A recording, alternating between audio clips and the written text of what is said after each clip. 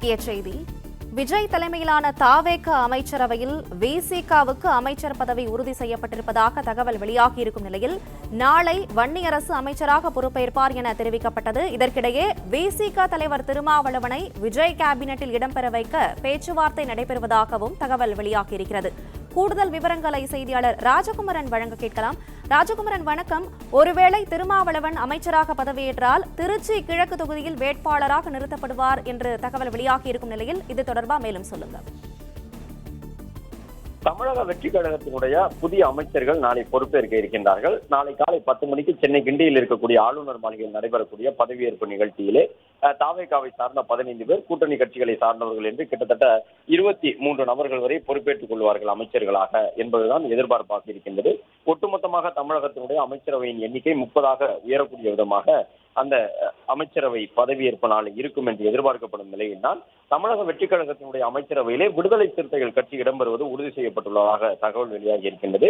தமிழக வெற்றி கழகத்தினுடைய மூத்த நிர்வாகிகள் விசிகாவினர் அமைச்சரவையிலே இடம்பெற வேண்டும் என்று அழைப்பு விடுத்திருந்தார்கள். அதன் அடிப்படையிலே விடுதலை சிறுத்தைகள் கட்சி வென்றிருக்கக்கூடிய 2 தொகுதிகளில் ஒன்றான திண்டிவனம் தொகுதியின் சட்டமன்ற உறுப்பினராக இருக்கும் வன்னியரசு நாளை அமைச்சராக பொறுப்பேற்றுக் கொள்வார் எனவும், இதன் மூலமாக தாவேகா தலைமையிலான அரசிலே விடுதலை சிறுத்தைகள் கட்சி இணையப் போகின்றது என்ற தகவலும் உறுதியாகி இருக்கின்றது. அது மட்டுமல்லாமல் விஜயை பொறுத்தவரை திருமாவளவன் மீது எப்பொழுதுமே அன்பு கொண்ட தலைவராக இருந்திருக்கின்றார். திருமாவளவன் கடுமையான வார்த்தைகளை கொண்டு விஜய்க்கு எதிராக தேர்தல் பிரச்சாரத்தின் பொழுது பிரச்சாரத்தில் ஈடுபட்டிருந்த சூழ்நிலையும் கூட விஜய் திருமாவளவன் தொடர்பாக எந்த தனிப்பட்ட கருத்துக்களையும் தெரிவித்தது கிடையாது.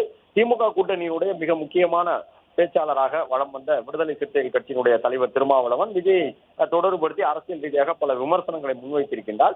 என்றாலும் கூட திருமாவளவன் மீது அரசியல் ரீதியாக விஜய் அன்புடனேயே இருக்கின்றார். அதன் காரணமாகத்தான் விடுதலை சிறுத்தைகள் கட்சியினுடைய தலைவர் திருமாவளவனை தேடி சென்று சந்தித்து அவரிடமிருந்து வாழ்த்து பெற்றார். அமைச்சரவையிலே இடம்பெற வேண்டும் என்ற கோரிக்கையினை முன்வைத்துக் கொண்டிருக்கின்றார் என்றெல்லாம் சொல்லப்பட்டது. அந்த வகையில் திருமாவளவனும் விடுதலை சிறுத்தைகள் கட்சியினுடைய தலைவராக இருந்து வரக்கூடிய அவரும் கூட தாவேகா தலைமையிலான அமைச்சரவையில் இடம்பெறுவதற்கு வாய்ப்பு இருப்பதாக சொல்லப்பட்டிருக்கின்றது. தமிழக வெற்றி கழகம் சார்பில் திருமாவளவனிடம் அதை வலியுறுத்தி இருக்கின்றார்கள் என்றும் உறுதி செய்யப்பட்ட தகவல்கள் வெளியாகி இருக்கின்றன. அதன் அடிப்படையில் தான் திருமாவளவன் ஒருவேளை அமைச்சரவையில் இடம்பெற வேண்டும் என்றால் திருச்சி கிழக்கு தொகுதியில் திருமாவளவன் போட்டியிடுவதற்கான வாய்ப்பு வழங்கப்படுவதற்கான ஒரு சூழல் இருக்கின்றது. ஏனென்றால் விஜய் போட்டியிட்டு வென்ற 2 தொகுதிகளில் ஒன்றாக திருச்சி கிழக்கு தொகுதி இருந்தது. அந்த தொகுதியில் தன்னுடைய உறுப்பினர் பதவியை விஜய் ராஜினாமா செய்திருக்கின்றார். அதன் காரணமாக திருச்சி தொகுதி காலியானதாக அறிவிக்கப்பட்டிருக்கின்றது. 6 மாதங்களுக்குள் சட்டப்பேரவை தேர்தல் நடைபெற்று முடிய வேண்டும்.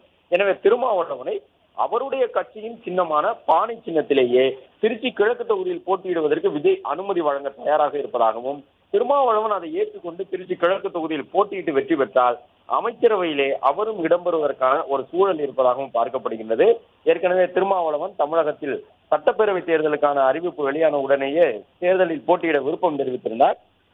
ஆனால் அவர் கூறியிருந்த சில கருத்துக்கள் திமுக தலைமைக்கு நெருடலை ஏற்படுத்தியதாக பார்க்கப்பட்டது. அதன் காரணமாக போட்டியிட விருப்பம் தெரிவித்திருந்த திருமாவளவன் போட்டியிலிருந்து விலகி கொண்டார். நான் போட்டியிடவில்லை என்று சொல்லியிருந்தால் இப்பொழுது தமிழக வெற்றி கழகம் திருமாவளவனுக்கு ஒரு வாய்ப்பை வழங்கி இருக்கின்றது.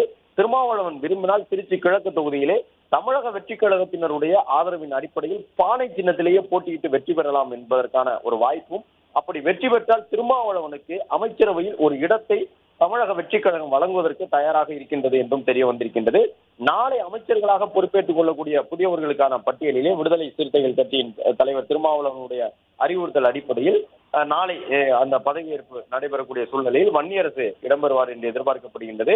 அதோடு சேர்த்து திருமாவளவனும் அவர் விருப்பப்பட்டால் திருச்சி கிழக்கு தொகுதியில் விரைவில் நடைபெற உள்ள இடைத்தேர்தலில் போட்டியிட்டு வெற்றி பெறக்கூடிய பட்சத்திலே அவருக்கும் அமைச்சரவையிலே இடம் ஒதுக்குவதற்கு விஜய் தயாராக இருப்பதாகவும், திருமாவளவன் விரும்பக்கூடிய பானை சின்னத்திலே அவர் போட்டியிட தமிழக வெற்றி கழகம் சம்மதித்திருப்பதாகவும் சொல்லப்பட்டிருக்கின்றது. எனவே தமிழக வெற்றி கழகம் தலைமையிலான அரசில், கூட்டணி அரசில் இணைந்திருக்கக்கூடிய கட்சிகளாக காங்கிரஸ், இந்திய யூனியன் முஸ்லீம் லீக், விடுதலை சிறுத்தைகள் கட்சி உள்ளிட்ட கட்சிகள் இடம்பெறுவது ஏறக்குறைய உறுதி செய்யப்பட்டிருக்கின்றது. நாளை வன்னியரசு அமைச்சராக பொறுப்பேற்றுக் கொள்வார் என்றும் எதிர்பார்க்கப்படுகின்றது.